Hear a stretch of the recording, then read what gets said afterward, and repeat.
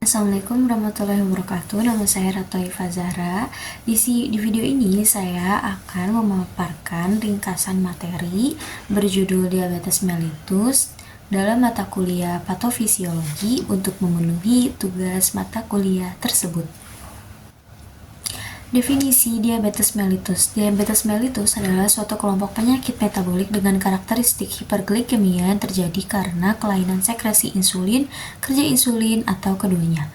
Hiperglikemia adalah suatu kondisi medis berupa peningkatan kadar glukosa darah melebihi normal yang menjadi karakteristik beberapa penyakit terutama diabetes mellitus di samping berbagai kondisi lainnya. Adapun klasifikasi dari diabetes mellitus tersebut yaitu diabetes mellitus type 1 yaitu destruksi sel beta menjurus ke defisiensi insulin absolut autoimun idiopatik pada anak-anak. Diabetes mellitus type 2 disebabkan oleh resistensi insulin itu terjadi pada umum. Dan diabetes mellitus tipe lain adalah sindroma diabetes monogenik.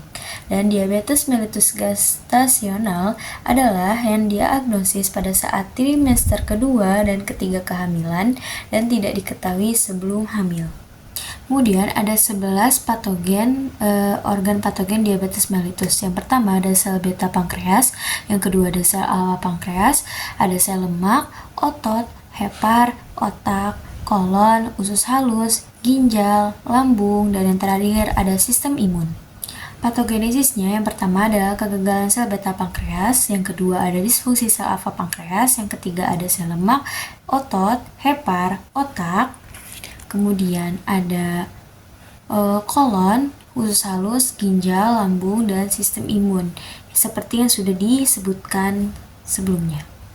Kemudian ada faktor resiko dari diabetes mellitus ini adalah yang pertama ada IMT lebih dari 23,5 kg per meter persegi, yang kedua ada aktivitas fisik kurang atau sedentary lifestyle, yang ketiga ada first degree, yang keempat ada etnis tertentu yaitu seperti African American, Hispanic or Latino, American Indian or Alaska Native person, dan sebagainya. Kemudian ada perempuan yang memiliki riwayat melahirkan bayi dengan BBL lebih dari 4 kg. Selanjutnya ada wanita dengan sindrom polycystic ovarium, kemudian ada riwayat pradiabetes, kemudian ada obesitas berat, riwayat penyakit kardiovaskular, usia yang di atas 45 tahun tanpa faktor risiko di atas. Kemudian ada merokok dan non-alkohol fatty liver disease. Selanjutnya ada tanda dan gejala. Yang pertama ada keluhan klasik yang berupa poliuria, polidipsia, polifagian, penurunan berat badan yang tidak diinginkan. Yang kedua adalah keluhan lain seperti kesemutan, gatal, mata kabur, disfungsi ekskresi pada pria, serta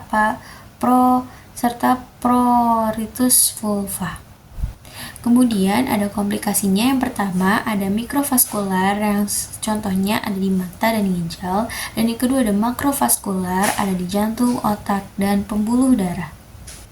Kemudian yang terakhir ada terapi farmakologis yaitu berupa 3 obat, yaitu obat antihiperglikemia oral, yang kedua ada obat antihiperglikemia suntik, dan yang ketiga ada terapi kombinasi. Mungkin itu saja yang dapat saya ringkas dari materi diabetes mellitus tersebut. Kurang lebihnya mohon dimaafkan. Wassalamualaikum warahmatullahi wabarakatuh.